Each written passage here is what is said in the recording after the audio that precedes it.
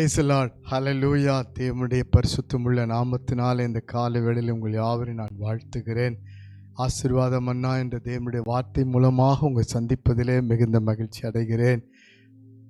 பிரியமான தேவனுடைய பிள்ளைகளே, இந்த காலை வேளையிலே கர்த்தர் நம்முடைய வாழ்க்கையிலே நிச்சயமாக அவருடைய நேரத்தை குறித்தபடியே ஏற்ற நேரத்தில் எல்லாம் செய்ய நம்மை ஆசீர்வதிக்க மேன்மைப்படுத்த வல்லவராயிருக்கிறார். ஹல்லேலூயா. எல்லாவற்றுக்கும் ஒரு காலமும் சமயமும் உண்டு.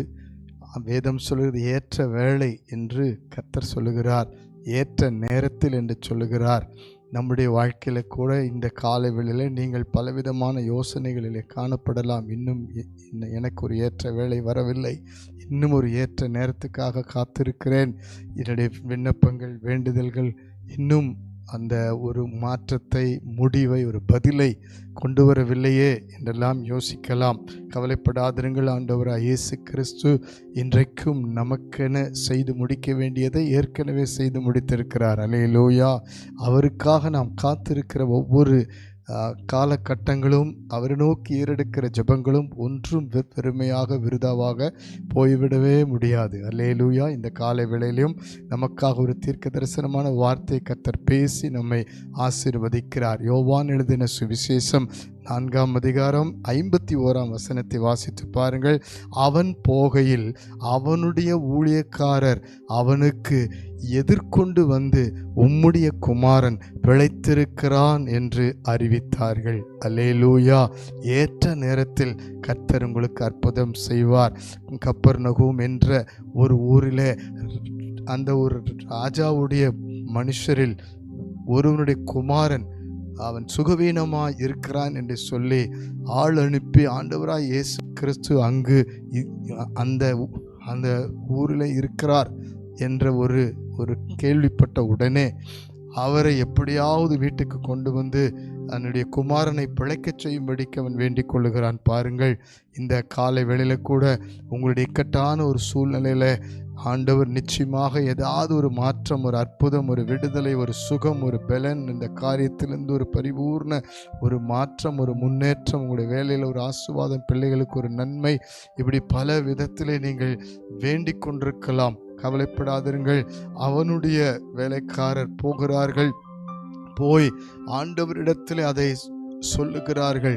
அவரும் அவனிடத்திலே ஆள் அனுப்பவில்லை, ஆனால் வார்த்தை அனுப்புகிறார். ஹல்லேலூயா. மீண்டுமாக அவன் கருத்தாக ஜெபிக்கிறான்.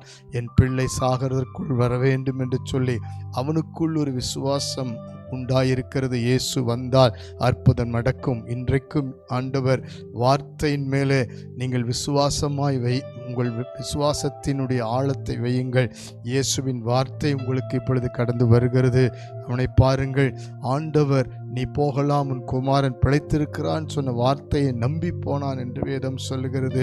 இன்றைக்கு கூட அந்த வார்த்தையை உங்களுக்கு ஆண்டவர் பேசுகிறார். வாக்குத்தத்தத்தை ஏற்கனவே சொல்லியிருக்கிறார். ஒவ்வொரு நாளும் நீங்கள் வேதம் வாசிக்கும் பொழுது உங்களுக்காகவே சில காரியங்கள் அவர் பேசி கொண்டிருக்கிறார். உங்களோடு கூட நீங்கள் ஜெபிக்கும் பொழுது ஏதோ ஒரு வார்த்தை கர்த்தர் உங்கள் உள்ளத்திலே அவர் கொண்டு வந்திருப்பார். கவலைப்படாது. அதெல்லாம் வெறுமையான வார்த்தை இல்லை, அது நிறைவேறுதலான வார்த்தை. இப்பொழுதும் பாருங்கள், அந்த வார்த்தை நம்பி போகும்போது பாதி வழியிலேயே வேலைக்காரர்கள் உன் குமாரன் பிழைத்திருக்கிறான் 7வது மணி நேரத்தில் கரெக்டாக ஆண்டவர் சொன்ன அந்த நேரத்தில் அற்புதம் நடந்தது. அவனும் உன் வீட்டார் விசுவாசித்தார்கள். இப்பொழுது ஒப்பு கொடுக்கலாமா? உங்களுக்கும் அற்புதம் நடக்கும், உங்களுக்கும் சுகம் உண்டாகும், உங்களுக்கு விடுதலை உண்டாகும். நீங்கள் வேண்டிக் கொண்டிருக்கிற காரியம் நிச்சயம் அவருடைய வேளையிலே உங்களுக்கு ஏற்ற வேளையிலே அற்புதம் செய்து உங்களை சாட்சியாய் நிறுத்துவார். விசுவாசத்தோடு இப்பொழுது ஜெபிப்போம். மகா பரிசுத்தம் நிறைந்த நல்ல ஆண்டவரே, நீர்தாமே ஏற்ற நேரத்தில் எல்லாவற்றையும் செய்து முடித்திருக்கிற தெய்வம், எங்கள் ஒவ்வொருவருடைய வாழ்க்கையிலும் இந்த காலையில் ஜெபிக்க ஒவ்வொருவருக்குள்ளும் நீர் இப்பொழுது கொடுத்த வாக்குத்தத்தத்தை விசுவாசிக்கிறவர்களாய் ஒவ்வொருவரையும் மாற்றும்படி ஜெபிக்கிறோம். நாங்கள் தொடர்ந்து வேண்டிக் கொள்ள, தொடர்ந்து நம்பிக்கையோடு போக, நம்பிக்கையோடு காத்திருக்க உதவி செய்யுங்கப்பா. இத்தனை காலம், இத்தனை நேரம் என்றெல்லாம் ஆண்டவரை சோர்ந்து விடாதபடி நிச்சயமாய் ஆண்டவர் வார்த்தை நிறைவேறும் என்ற அந்த விசுவாசத்திலே காத்திருக்கிறது நிச்சயம் ஒரு ஆண்டவரை மேன்மையை, ஒரு விடுதலையை, ஒரு ஆசீர்வாதத்தை, ஒரு அற்புதத்தை இன்று முதல் கொண்டு வரும் என்று சொல்லி நம்பி இருக்க, விசுவாசத்தோடு இருக்க உதவி செய்வீராக. இயேசுவின் நாமத்தில் ஜெபிக்கிறோம்.